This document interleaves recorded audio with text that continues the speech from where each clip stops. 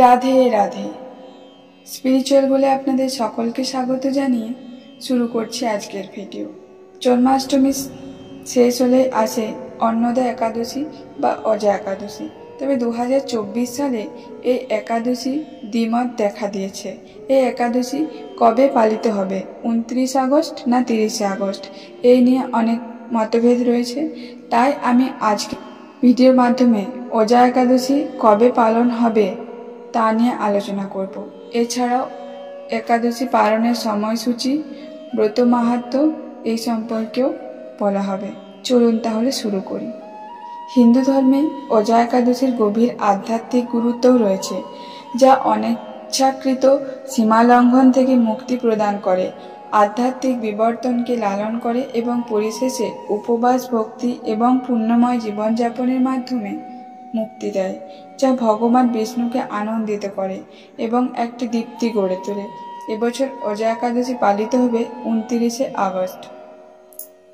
একাদশী তিথি শুরু হচ্ছে রাত্রি 1:19 29 আগস্ট এবং একাদশী তিথি শেষ হচ্ছে রাত্রি 1:37 30 আগস্ট। অজা একাদশী পালনের সময়সূচি হল সকাল 7:49 থেকে সকাল 8:31 পর্যন্ত 30 আগস্ট। হিন্দু ধর্মে অজা একাদশীর তাৎপর্যপূর্ণ আধ্যাত্মিক গুরুত্ব রয়েছে, যা ভাদ্রপদ মাসের অন্ধকার পাক্ষিকের সময় পালন করা হয়। উপবাস এবং ভক্তির এই দিনটি অতীতের পাপ মোচন করে, আধ্যাত্মিক বৃদ্ধি এবং মুক্তি নিয়ে আসে বলে বিশ্বাস করা হয়। অজা একাদশী ব্রত পালন করা ব্যক্তিদের অনিচ্ছাকৃত ভুলের পরিণতি কাটিয়ে উঠতে সাহায্য করে, বিশুদ্ধতা, পুনর্নবীকরণের বোধ জাগিয়ে তোলে। ভক্তরা ভগবান বিষ্ণুর আশীর্বাদ পেতে, ক্ষমা ও ঐশ্বরিক নির্দেশনা পাওয়ার জন্য উপবাস করেন, ধ্যান করেন এবং আচার অনুষ্ঠান করেন। অজা একাদশী পালনের মাধ্যমে হিন্দুরা আধ্যাত্মিক মুক্তির চূড়ান্ত লক্ষ্য, মোক্ষ এবং ঐশ্বরিক সাথে তাদের সংযোগকে শক্তিশালী করার লক্ষ্য রাখে। এই পবিত্র উপলক্ষটি আত্মা প্রতিফলন, আধ্যাত্মিক শৃঙ্খলা, হিন্দু ধর্ম উপলব্ধি প্রচার করে। চলুন এবার আমরা জানব এই একাদশীর মাহাত্ম্য। এই তিথি সর্বপাপ বিনাশিনী। যিনি শ্রীহরির অর্চনে এই ব্রত পালন করেন তিনি সর্বপাপ মুক্ত হন। এমনকি এই ব্রতের নাম শ্রবণে রাশি রাশি পাপ দূর হয়। এই ব্রত প্রসঙ্গে একটি পৌরাণিক ইতিহাস রয়েছে। এই ভাদ্রবতী কৃষ্ণপক্ষিয়া অন্নদা একাদশীর মাহাত্ম্য ব্রহ্মবৈবর্ত পুরাণে বর্ণনা করা হয়েছে। মহারাজ যুধিষ্ঠির বললেন, হে কৃষ্ণ, ভাদ্র মাসের কৃষ্ণপক্ষের একাদশীর নাম কি, তা শুনতে আমি অত্যন্ত আগ্রহী। শ্রীকৃষ্ণ বললেন, হে রাজন, আমি সবিস্তারে এই একাদশীর কথা বর্ণনা করছি, আপনি একাগ্র চিত্তে শ্রবণ করুন। ভাদ্রের কৃষ্ণপক্ষিয়া একাদশীকে বলা হয় অন্নদা। এই তিথি সর্বপাপ বিনাশিনী। যিনি শ্রীহরির অর্চনে এই ব্রত পালন করেন তিনি সর্বপাপ মুক্ত হন। এমনকি এই ব্রতের নাম শ্রবণেই রাশি রাশি পাপ দূর হয়ে যায়। এই ব্রত প্রসঙ্গে একটি পৌরাণিক ইতিহাস রয়েছে।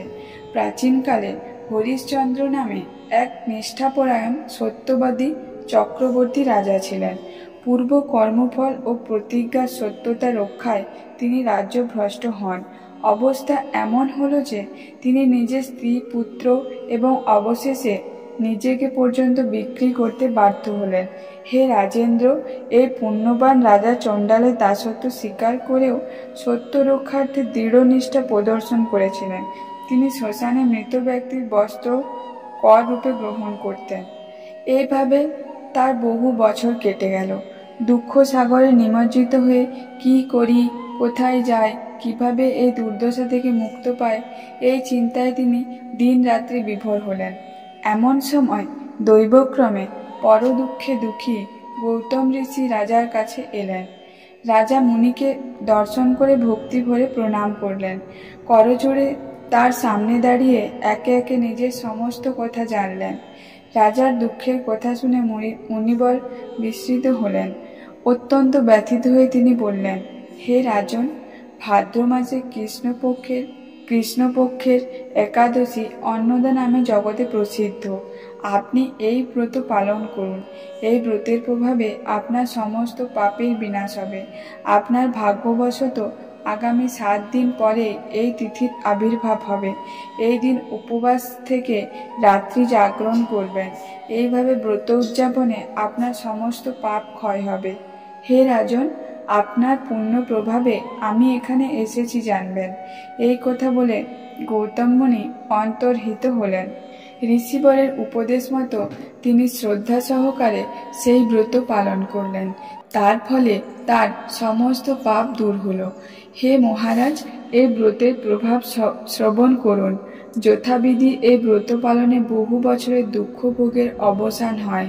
ব্রতের প্রভাবে রাজা হরিশ্চন্দ্রের সকল দুঃখ সমাপ্ত হল।